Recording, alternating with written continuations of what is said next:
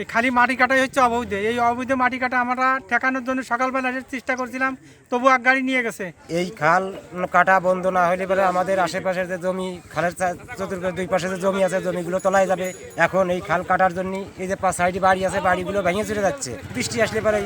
আর এই খালের পানিতে বিল তলায় যাচ্ছে, আমাদের ধান তলায় যাবে। তাই আমরা অনুরোধ, আমাদের এই খাল কাটা বন্ধ করতে হবে। আমাদের এই খালের কোনো সংযোগে কোনো সুইচ গেট নাই। সুইচ গেট না থাকায় যে পানি ঢুকলে আমাদের এই মাঠের সব ফসল তলায় যাবে, আমাদের এলাকার ব্যাপক ক্ষতি হবে। এই জন্য আমরা এই খাল কাটা বন্ধের জন্য প্রশাসন বা সকলের দৃষ্টি আকর্ষণ করছি, আমাদের এই খাল কাটা বন্ধ হোক।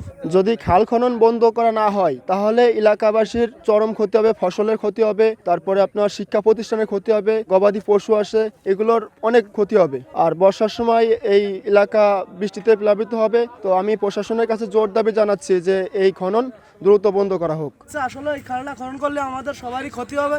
এই খালটা যেন খনন করা না হয়, অবৈধভাবে বাটায় বিক্রি করে দিচ্ছে মাটি। ইসমাইল হোসেন, আমি বর্তমান বাবুখালী ইউনিয়ন পরিষদের ভারপ্রাপ্ত চেয়ারম্যান। এই যে খাল নিয়ে আমার বিরুদ্ধে অভিযোগ, এই অভিযোগ দ্বারা সত্য এবং ভিত্তিহীন। আমার কাছে এলাকার লোকজন এসে বলে মাঠের পানিটা বের করার জন্য এই খালটা সংস্কার প্রয়োজন। এই খালটা অনেক দিন আগের খাল বুঝে গেছে, সেই খাল সংস্কারের জন্য আমার কাছে আবেদন করে এবং আমি আবেদনটা নিয়ে আমি তখন কাবিটা বরাদ্দ থেকে 3,30,000 টাকা বরাদ্দ দিয়ে উপজেলা নির্বাহী অফিসে পাঠাই।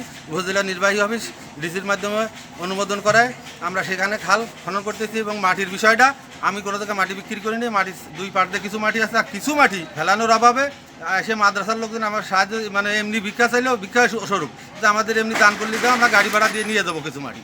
সেই হিসেবে কিছু মাটি তাদেরকে দেওয়া হয়েছে মাদ্রাসায়, তাছাড়া কোথাও বিক্রি করা হয়নি, এর কোনো সত্যতা নেই।